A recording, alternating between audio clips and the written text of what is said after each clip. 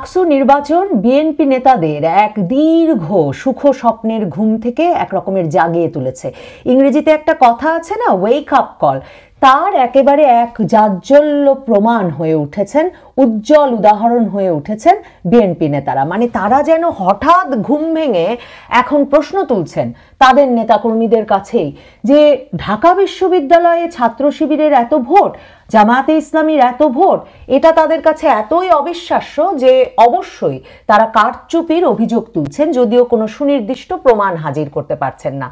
এরপর বিএনপির কোনো নেতা রীতিমতো আওয়ামী লীগের ভোট জামায়াতে ইসলামীর কাছে চলে যাচ্ছে, এই চক্রান্ত হচ্ছে, এই তত্ত্ব তুলে ধরছেন যে ছাত্র শিবির আসলে ঢাকা বিশ্ববিদ্যালয়ে ছাত্র লীগের ভোট পেয়ে আজকে ছাত্র দলকে এভাবে পর্যুদস্ত করে দিতে পেরেছে।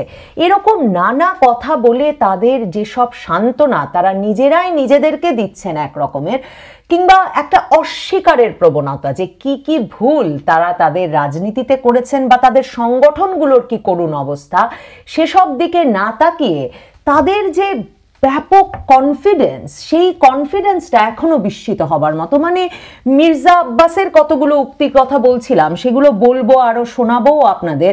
স্থায়ী কমিটির সদস্য সালাউদ্দিন আহমেদ তিনি বলে বসেছেন যে ছাত্র শিবির তো নিজের নামেই অংশগ্রহণ করে নাই, কাজেই ছাত্র শিবির নামে যেহেতু কোনো প্যানেল অংশ নেয় নাই, ছাত্র দলকে ছাত্র শিবির হারিয়েছে সে কথা বলি কি করে।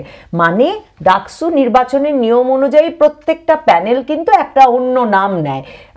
ছাত্র দলের প্যানেলকেও তা নিতে হয়েছে, ছাত্র শিবির প্যানেলকেও তা নিতে হয়েছে, মেঘমল্লারের প্যানেলকেও তা নিতে হয়েছে, কিন্তু প্রত্যেকেই জানেন যে কোন দলের পেছনে কে আছে। এবং সারা বাংলাদেশের সব সংবাদ মাধ্যম শুধু নয়, ঢাকা বিশ্ববিদ্যালয়ের প্রত্যেকটি ছাত্রছাত্রী জানতেন যে কোন প্যানেল কার। আবিদের প্যানেল যেমন ছাত্র দলের প্যানেল, ঠিক তেমনি সাদিক কায়েমের প্যানেল শিবিরের প্যানেল। মানে এসব অদ্ভুত যুক্তি তারা হাজির করছেন। এবং তাতে আমার ওই আরেকটা প্রবাদ মনে পড়ছে, বাংলার প্রবাদ, যে গরু হারালে এমনি হয় মা।